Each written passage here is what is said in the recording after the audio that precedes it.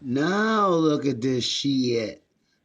Like, it is crazy. I even have to knock the snow off my window so that I can just see because there's so much snow out there.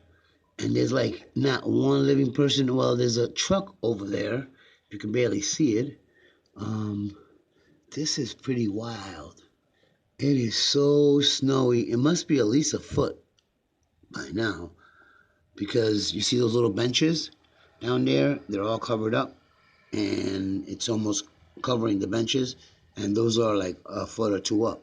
So, this is pretty interesting.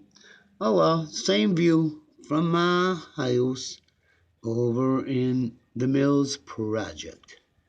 Um, Snowing really bad. All right, cool. Later.